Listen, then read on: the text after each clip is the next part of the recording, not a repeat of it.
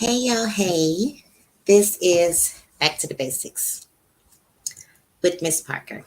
I am here to have the tough conversations to help mend relationships between men and women so that we can give our best to one another.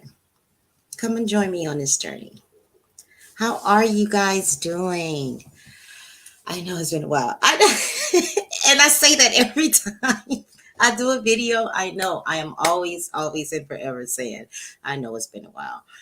I'm working on it though. I'm getting better and better. I know. I find myself though uh, on other people panels when I should be working on my own channel.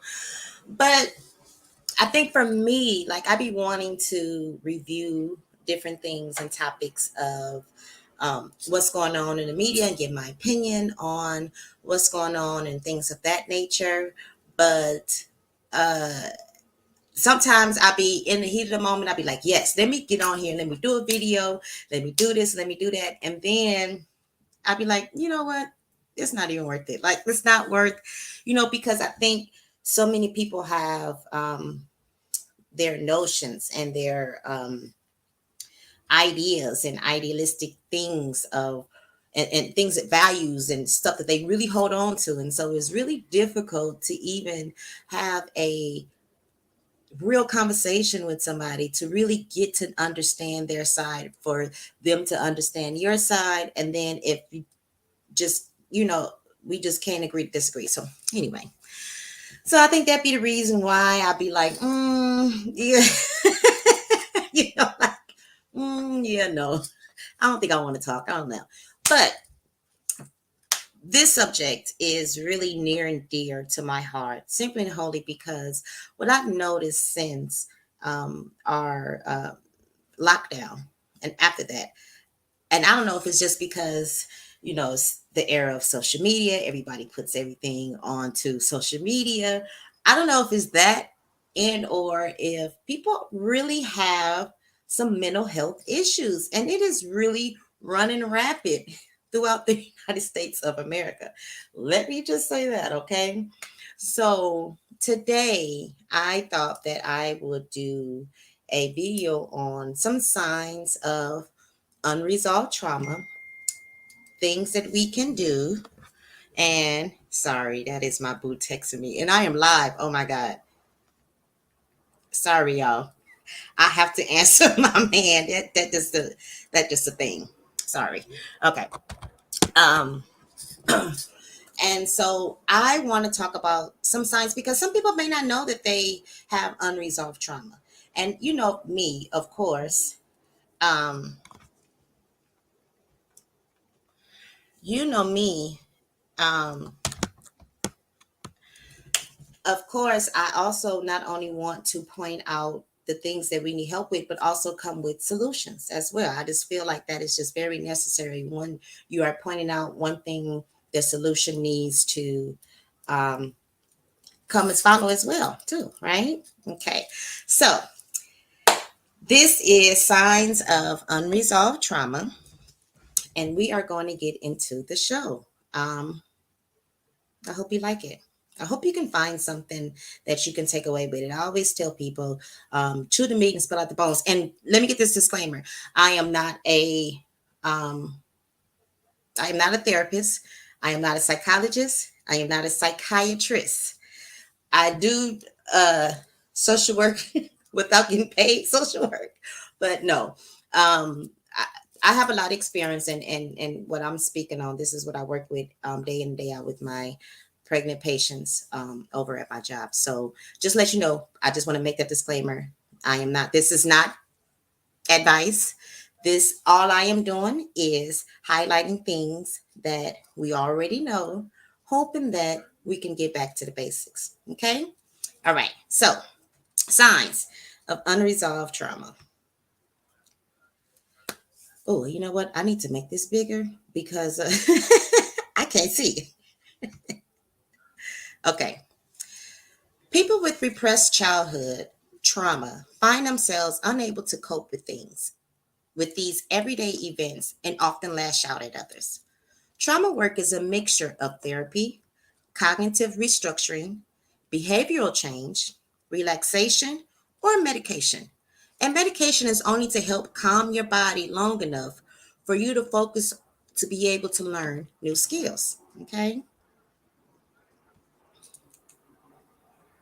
How does unresolved trauma affect you?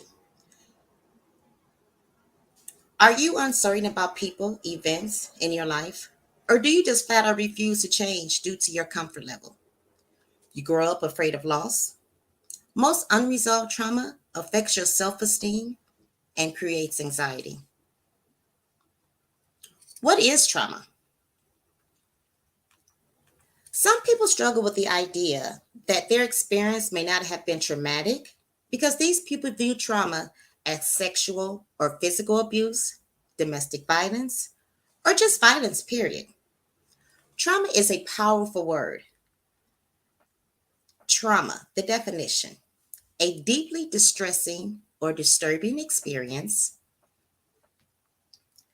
an emotional shock following a stressful event or a physical injury. Of course, I had to throw in my Bible verse. I told you anything that you are going through, you can always go back to the Bible to find some type of comfort, some type of word, something that'll help get you through whatever it is that you're going through, okay? James 1 and 8. A double minded man is unstable in all his ways.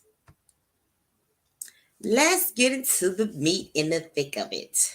This is signs of your unresolved trauma. Now, what I'm going to do is I'm just going to give you just a little bit of things, some things that I have gathered that I feel most people can relate to, so that it makes it easier for you to um,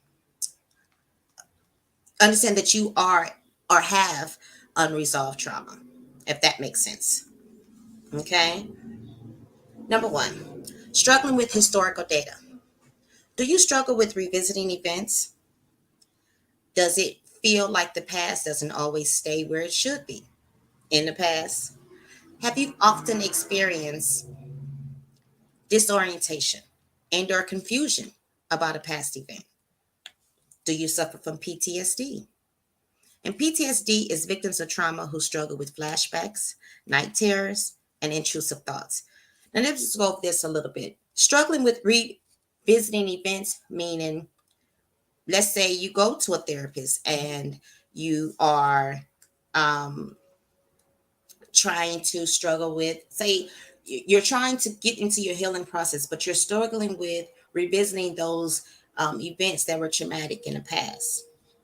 Does it feel like the past doesn't always stay where it should be? Do you find yourself triggered by things other people doings, or by um, hearing sounds, or visions or near experiences, and you just find yourself like, freak, the past just keep coming up, coming up, coming up?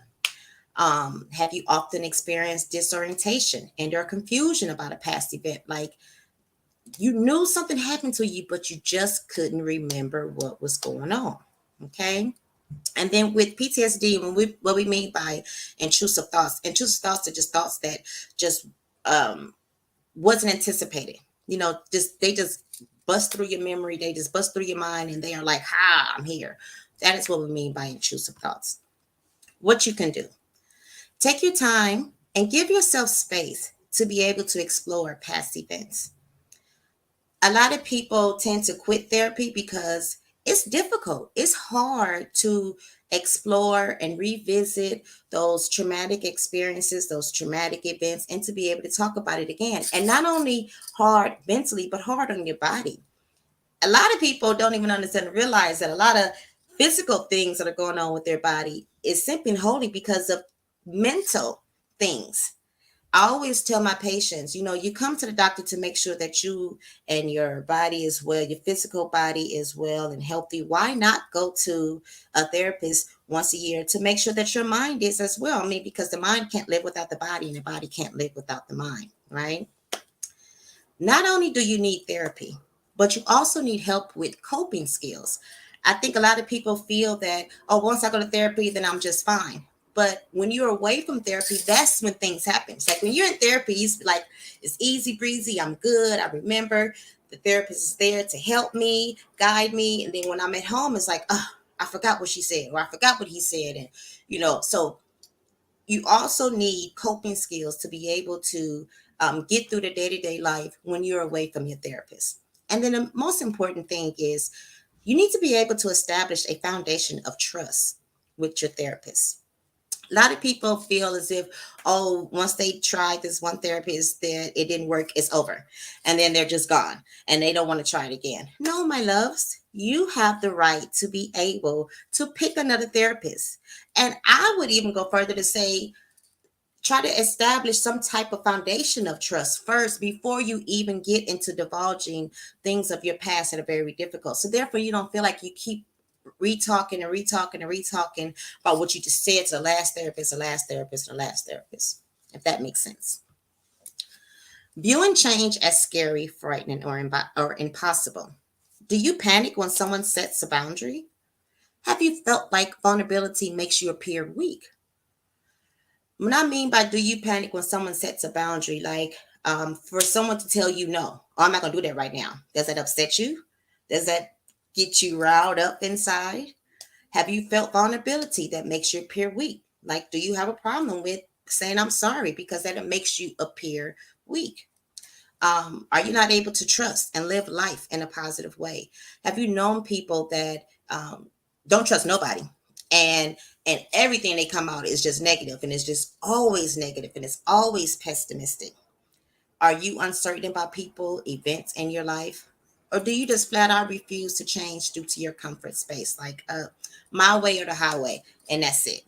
If that's how you're feeling, what you can do, write a list of things, situations in which you have adapted really well to change. What I mean by that is, or let me say this, look at the pros and the cons of the change to help you highlight the benefit of the changes you made versus the negative consequences, because you need to see that change outweighs the potential risk. Let's say that you were on a job and your job gave you a new assignment. You didn't particularly care for the new assignment, but it's a new change, right? And instead of you shouting and pouting and saying, I'm not going to do it and quit, you adjusted to the change. And then you're working and you're prospering. Look at that.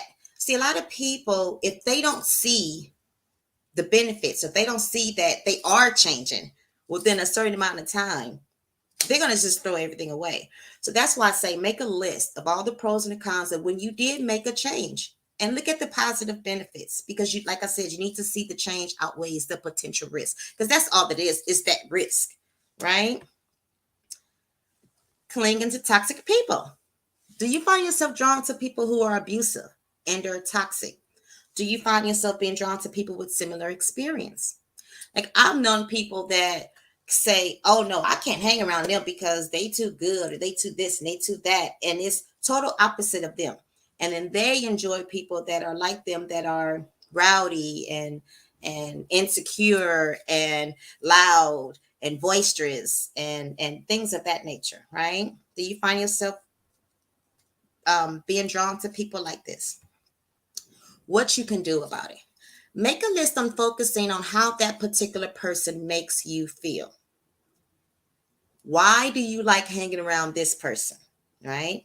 Look for similarities or patterns of the behaviors in your choosing that you want to change about yourself. Because normally you would tend to attract who you are. That's just normal, right? So if you know that there are some things about yourself that you want to change, what you can do is when you make that list and you're looking at what it is that uh how this particular person makes you feel, and if those are similarities, then you know that this isn't a person that you want to be around, because you're trying to change and you can't change in the same mindset with the same crowd, right?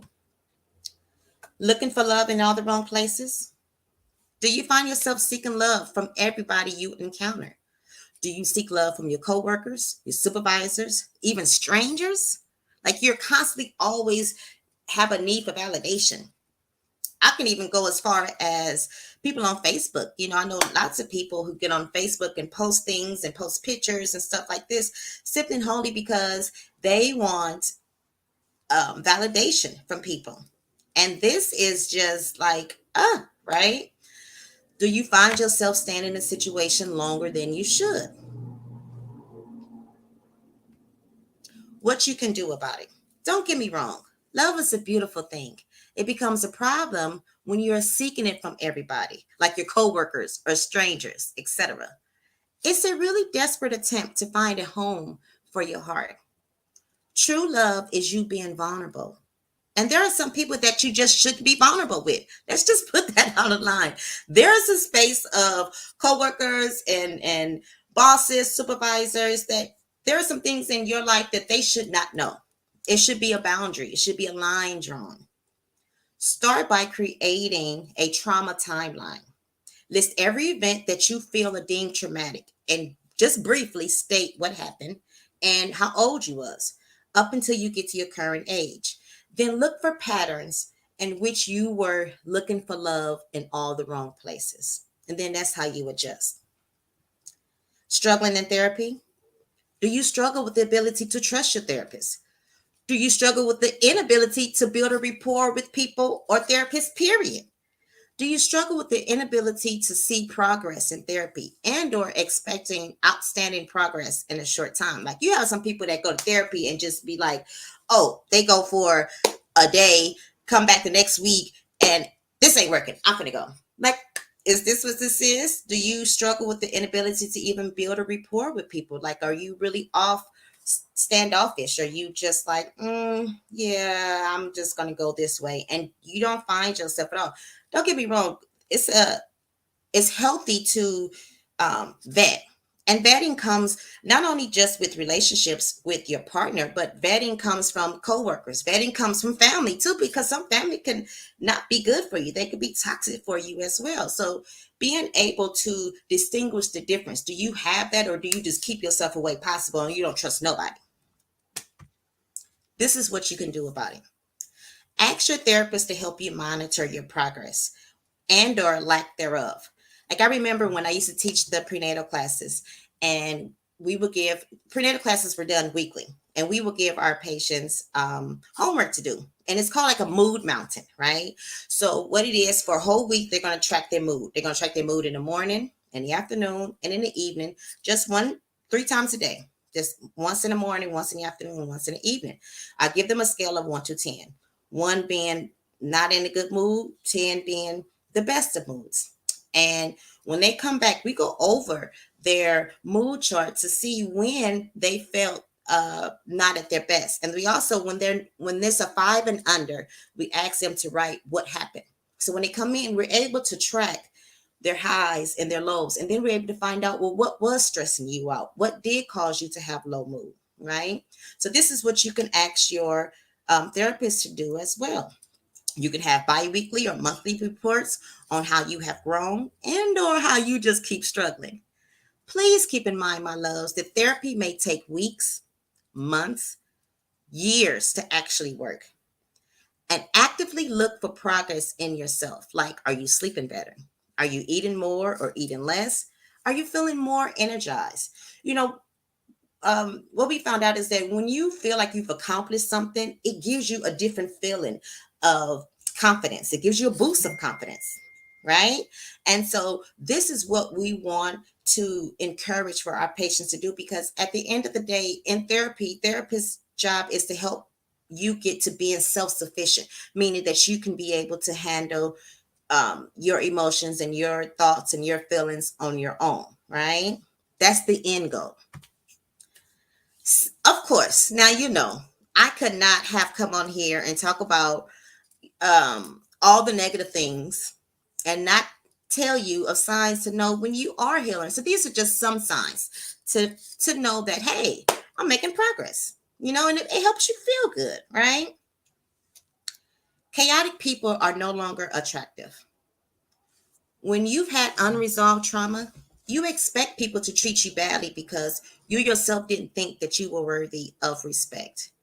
When you are no longer attracted to those chaotic people and you begin to know your worth, You, my loves, are healing. You're not forcing relationships. You start to realize that you hold on to people longer than you should. Have you found out that, I know some people in relationships, well, they want to be in a relationship with a person. And the person saying, well, I'm not really looking for a relationship right now. And so this person will hang on to this person just because they said that they're not looking for a relationship right now. So let me hang on because then eventually they'll be ready and then I'll be here. But no, my loves, holding on to that relationship is not good at all. That person has already set the boundary and let you know that they are not ready for a relationship. And if you know that you are ready, you need to move on, my loves. And when you do that, when you're no longer holding on to people longer than you should, you, my loves, are healing. Taking accountability for your own behavior. When you no longer feel bad for being vulnerable when you admit that you was wrong. Let's admit it. A lot of people have a problem with it because it gives us this feeling of, something is wrong, or I'm weak, or, I shouldn't have to apologize and I'm better than that. Mm-mm. When you start taking accountability and you understand and realize that you're not perfect and you make mistakes, then yes, you, my loves, are healing. And sorry, you keep texting me. I told you I'm making a video. You don't panic when someone sets boundaries. When you no longer take things personally. Like if someone tells you no, I knew for a minute. That's how I knew I had some unresolved trauma because could nobody tell me no? What? I didn't understand the word no. What you mean no? That was like an insult to me, right? And I really took it personally. Like, what you mean no?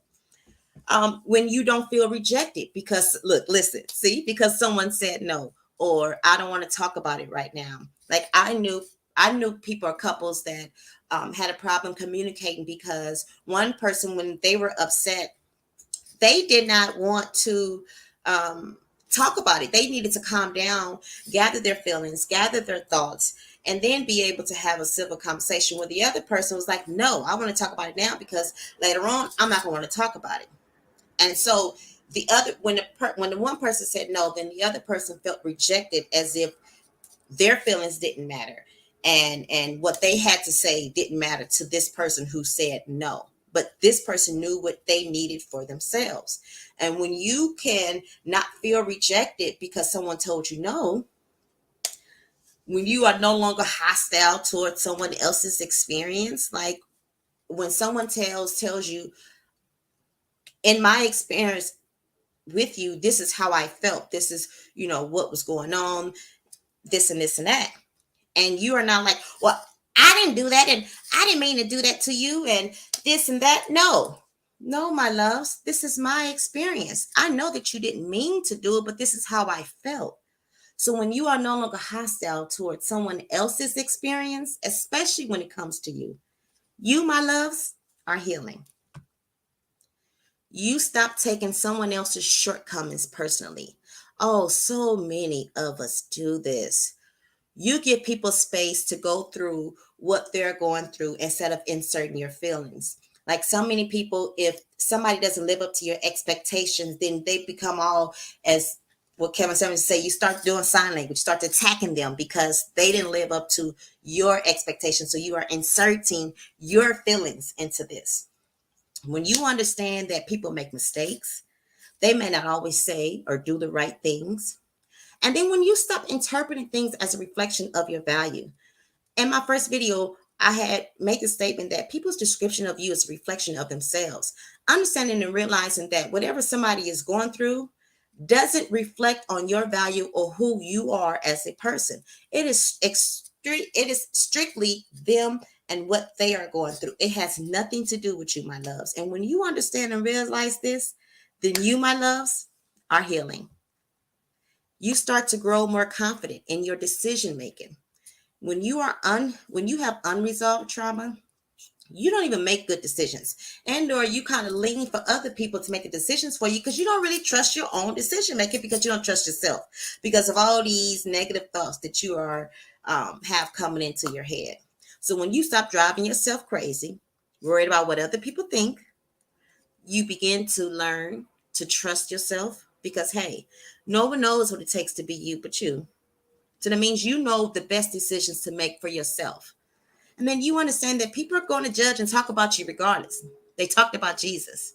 When you understand all of this, you, my loves, are healing. You start to recall memories that you forgot about. Memory suppression is another classic sign of trauma. If you are remembering suppressed experiences or instances, you, my dear, were way more affected by it than you think. And now you're ready to unpack the significance it had in your life.